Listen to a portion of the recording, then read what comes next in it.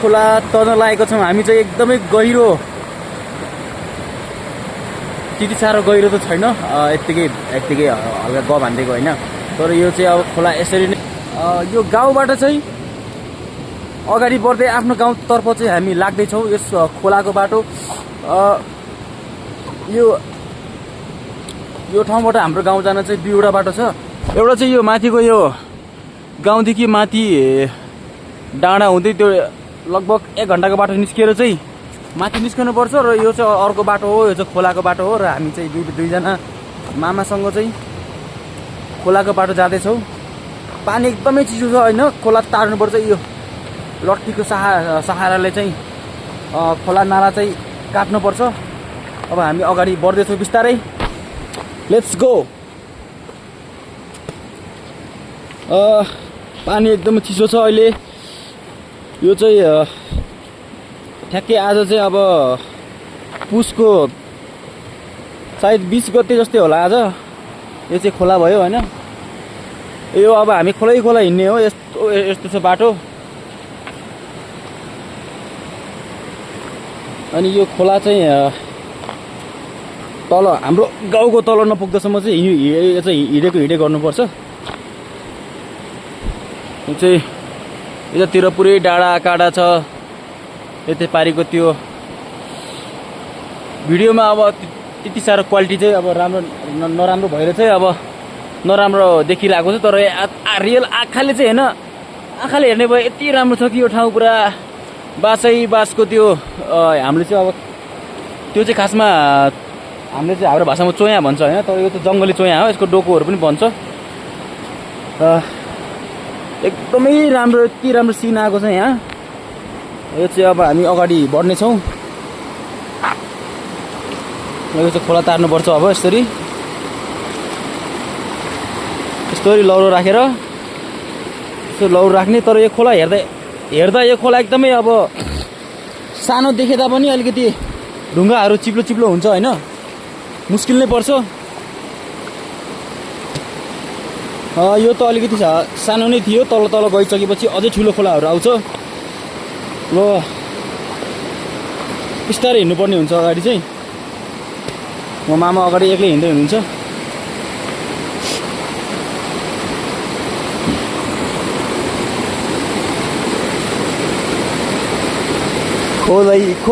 खोलै तिर सौतारी र भिरै भिर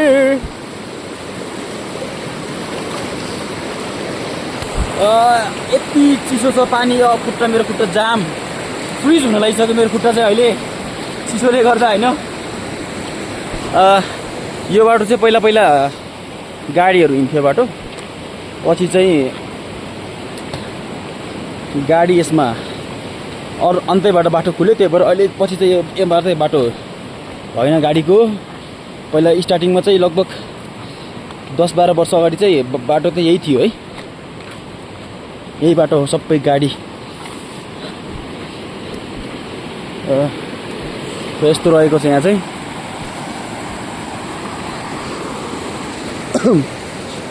तर माछाहरू पनि दौरो पाउँछ यसमा चाहिँ माछाहरू पनि दौरो पाउँछ तर अलिकति बढी मेहनत चाहिन्छ रातभरि चाहिँ अब जाल थाप्ने अनि बिहान गएर चाहिँ यस्तो छ यो पुरै डाँडा काँडा हो टक्क यहाँबाट हिँड्ने हो अगाडि होइन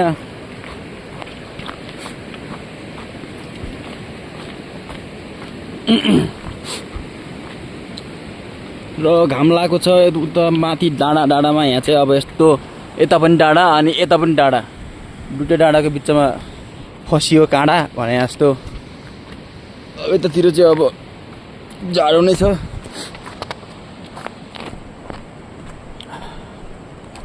हिजो चाहिँ जस खोला ठुलो छ भनेर हामी चाहिँ माथिबाट घुमेर आइयो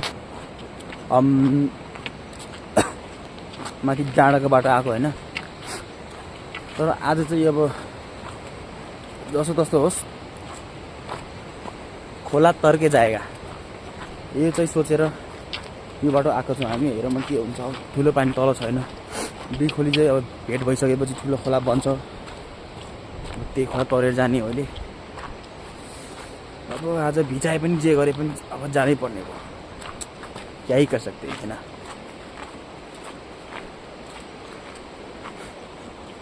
यत्रो वर्ष अगाडि खोलेको बाटो अहिलेसम्म पनि राम्रै रहेछ। जस गाडी नै हिँडेको जस्तै छ बाटो, होइन।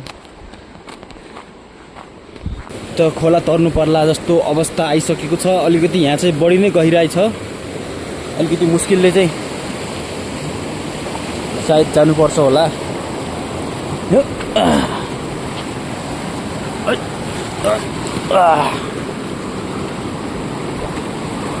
आहा, कति चिसो पानी हो यार। काश गर्मीको मौसममा यति चिसो पानी पाएको भए कति राम्रो हुन्थ्यो होला। तर गर्मीमा यो पानी त्यति साह्रो चिसो चाहिँ हुँदैन, तातो नै हुन्छ। ल घाम र ठ्याक्कै हामी चाहिँ अहिले आइपुग्यौँ ठ्याक्कै दुई खोलीमा जुन जहाँ मिलन हुन्छ। उवा र घुसबाङको खोला चाहिँ यो चाहिँ हो। यो चाहिँ उवाको खोला र यताबाट चाहिँ घुसबाङ खोला आएर ठ्याक्कै यिनीहरू भेट भएर चाहिँ यो खोला तल हाम्रो खोला जान्छ है। ल बिस्तारै हामी अगाडि जानेछौँ। अब बाटो एकदमै अप्ठ्यारो छ। बिस्तारै जानेछौँ हामी अगाडि।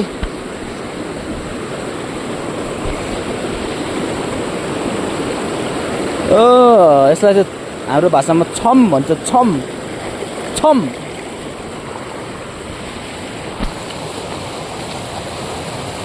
अब म त कहिले पनि आएको छैन यो बाटोमा, सायद अलिकति मुस्किल होला।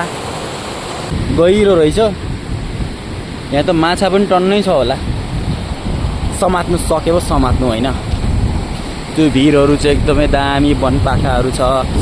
चिसो हावा आइरहेको छ। सायद यो गर्मीमा यस्तै हावा खान पाएको भए एकदमै मजा आउँथ्यो होला।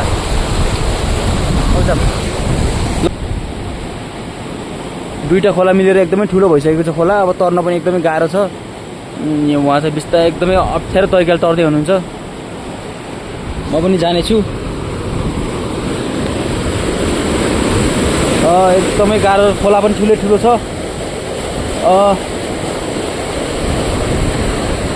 बल्ल तरेँ मैले। एकदमै चाहिँ डर चाहिँ लागिरहेको थियो है, किनकि खोला अहिले धेरै नै ठुलो छ।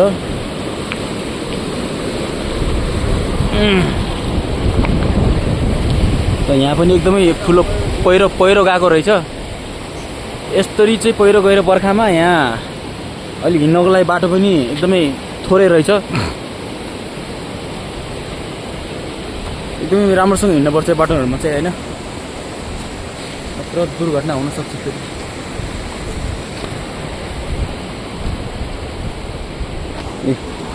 यस्तो पहाडमा चढ्नुपर्छ कि यस्तो बाटोमा हिँड्नुपर्छ।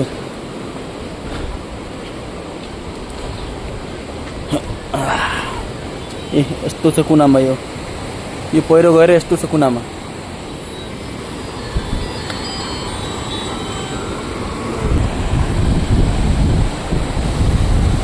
र हामी चाहिँ फेरि यस्तो ओह्रालोमा झर्दैछौँ। एकदमै अप्ठ्यारो बाटो छ।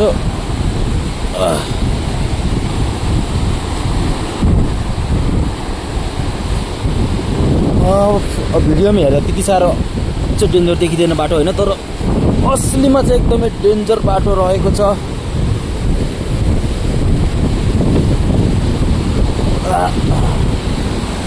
खोला पनि एकदमै ठुलो छ।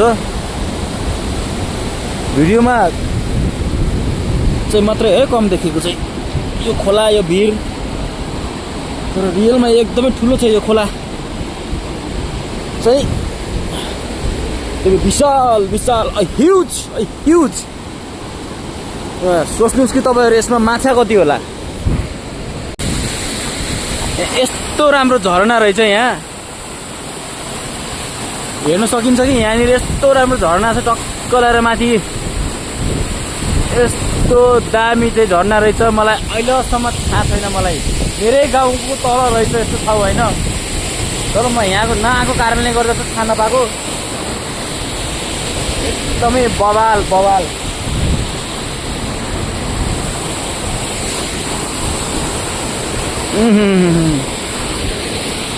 अब यहाँबाट चाहिँ अब निरन्तर अगाडि जानेछौँ र यहाँ चाहिँ गुफा पनि भेटियो है। यस्तो दामी गुफा पनि रहेछ यो ठाउँमा चाहिँ होइन। ठ्याक्कै यहाँनिर यस्तो मजाको गुफा पनि रहेछ। आहा चिटिक्क परेको हेर्न सकिन्छ। यहाँ दामी गुफा पनि रहेछ होइन। मजा आयो भाइ, मजा आयो।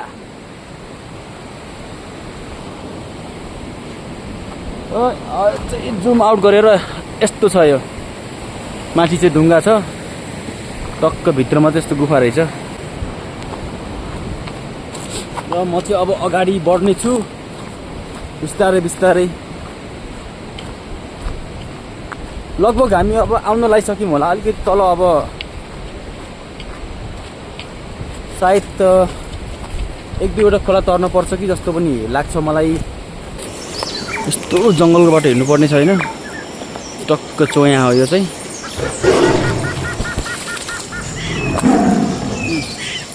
यसरी मुनि मुनि हेर्नुपर्छ। यी हातैभरि कुरै कुरा छ। जङ्गलको बाटो यस्तै हो। ठ्याक्कै यो जङ्गलबाट हिँड्दा त मलाई मैन वर्सेस वाइल्ड को चाहिँ याद आयो कि। देखिए हम इस वक्त बहुत ही घने जंगल में है और हम दोनों आगे के रास्ता तय कर रहे हैं। पता नहीं आगे का रास्ता कैसा है। हम लोगों को अपने रहने के लिए एक घर बनाना होगा और हमको कुछ जंगली भालुओं से, जानवर से भी छुप के रहना होगा उधर पे, और खाने के लिए भी कुछ ढूंढना पड़ेगा। त्यस्तै हैन। एकदम रमाइलो जङ्गलभरि बासै बास छ क्या। रमाइलो टक्क लाएर वाइल्ड पारामा बस्ने ठाउँ रहेछ। आहा कम त रमाइलो रहेछ र। है के होस् त्यो। र फाइनल्ली चाहिँ हामी आइसक्यो। त्यत्रो डाँडा त्यो काटेर हामी ठ्याक्कै आइसक्यो हाम्रो गाउँको तल चाहिँ यो खोलामा आइसक्यौँ हामी। अब यहाँबाट चाहिँ हामी जानेछौँ। त्यो खोला पनि यस्तो मिठो।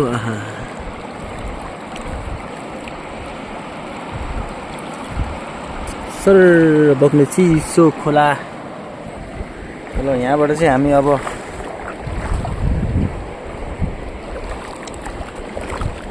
यस्तरी यहाँबाट चाहिँ हामी अब त्यहाँबाट त्यो डाँडाबाट चाहिँ माथि ट्याक्कै माथि गएपछि चाहिँ माथि गाउँमा चाहिँ हाम्रो गाउँ आउँछ। त्यति नै हो।